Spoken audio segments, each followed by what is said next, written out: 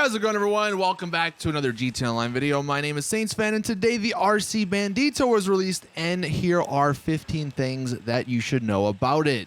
First and foremost, you're going to be spending $1.6 million to purchase this vehicle. That is a lot of money for a little RC car, and especially if you do customize it a little bit, add some of the upgrades, you're going to be pushing around $2 million. Is it worth it? I would say yes, but that is something you're going to have to decide yourself. Then we have the Arena Workshop, which is required for this vehicle. So that's another cost if you don't already have it. Kind of unfortunate, but it is the way it is in GTA Online. As for the customization and everything, you can put proximity mines on this vehicle, which is kind of fun. You have the option between the EMP or kinetic mines. I would say EMP might be more practical, but the kinetic mines are way more fun. Those are the ones that kind of shoot you around. They don't really kill you or blow up any vehicles, but they do just basically push you away. It's a lot of fun to use. As for some of the other customization, I mean, it's got a ton of different truck bodies, so you could have some uniqueness to it. You can go truck version, you can go RC style. They even have a van, little mini van top. And the paints and liveries are kind of nice too. You can paint obviously a primary and a secondary. You have livery options, and you actually have the little RC figures, or the little player character figure thing, whatever you want to call them, in the cockpit that you can paint as well. Now, going back to the mines real quick, one of the unfortunate parts about this vehicle, to make it balanced, to be fair, is that you only have 3 mines per car. So if you want to put more than 3 down, you're gonna have to blow up the car and then obviously recall it, which that's not practical. So you only have a 3 mine limit. So just know that you can't be spamming mines. Another thing regarding the cooldown, it is a 1-minute cooldown from when it blows up to when you can call it again. Again, that's pretty good. I think that's pretty fair, pretty standard for most things in the game. It does, however, have an unlimited range.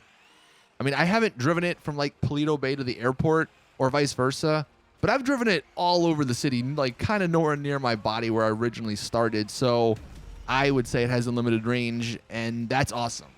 One thing regarding your body that is very, very good, your body disappears. The second you get into the RC car, your body does not exist on the map, which is good for so many reasons. One, this could be such a little great vehicle to use for the orbital cannon. You see someone about to blow you up, quickly go into your RC car. You're not on the map, they can't blow you up, and if they do, it's your RC car. It's also great because people can't kill you, cops can't kill you. It's way better than some of the other things that Rockstar have placed into the game where your body's just sitting there helpless while you're in them. So yeah, having your body disappear is great. Also, you go off the radar when you are in the RC car. This is probably one of the best features about it. While it may not look like it when you're driving it, you don't show up on the radar. So on your little mini map, when you're driving it, it appears like you are some RC icon. But to other people, that doesn't show up. And you can kind of see that when this other RC car was near me, there was nothing on the mini map. So you can totally surprise people with this vehicle. Now, it also, in addition to the proximity mines, you have the option to put a blow up option on it, which costs a decent amount of money. I think you just hold the left trigger or the L1 button, and that's how you blow it up. I believe it takes about 3.5 seconds to blow up. So just know that. It may take some time to get used to, but just know the second you start holding that button down, you have about 3.5 seconds before it blows up. And if you do want to use this to blow up cars, you may want to do it in front of them and not behind them. I tried blowing up some cars from behind, and it didn't do anything to those vehicles. So you do have to be somewhat close to like the engine part, I guess, before the vehicles blow up. As for people, though, I mean, it blows people up pretty easily because it's a freaking bomb. You also have a jump option. And I do just want to point out that if you're getting this specifically for the RC races, which I don't know why you'd be doing that, but if you were for whatever reason, you almost don't need to, because the only difference between the stock version and the upgraded version is the boost jump. You get a little higher of a boost jump, which does help, but it's not like super important. I don't think it's worth $1.5 million for. But the boost jump is pretty damn fun, and I would recommend maxing it out. I mean, you can't jump super, super high, but you can jump over cars pretty easily if you're going fast enough.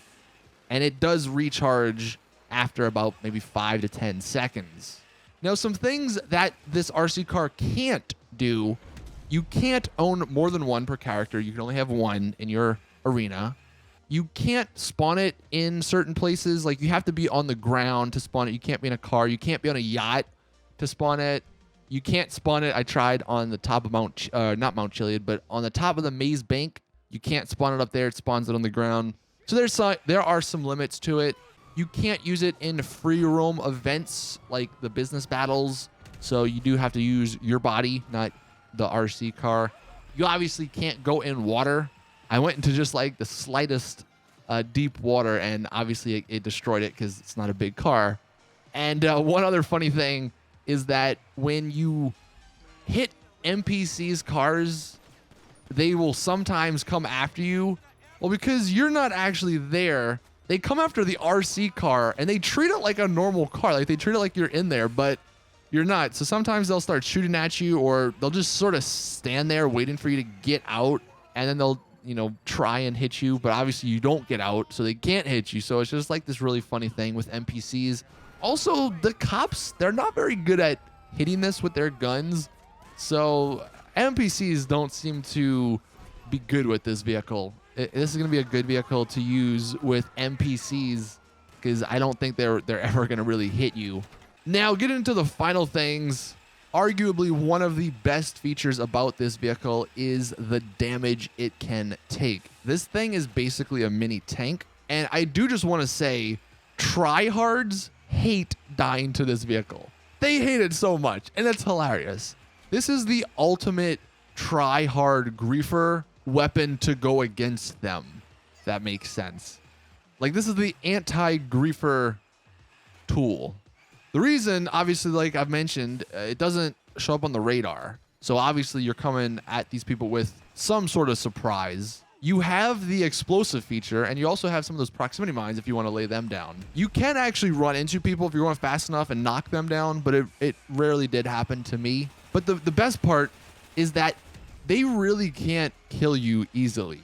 And that's, I think, why tryhards hate dying to this. Because even if they do kill you, it doesn't count as a kill for them. So it's like amazing. And you don't take a death either. So the damage this thing takes. Let's just take a look at some of these clips. First, we're starting with the Oppressor Mark II rockets. It takes 3 rockets to blow it up. And I do just want to point out that these rockets rarely ever hit head on. Doesn't really matter though, because the damage explosion kind of still gets you. But it is very hard for some of these rockets, like buzzard rockets especially, to hit you because you are so small. They can't really see you on the map. They're just going off of the auto lock-on feature.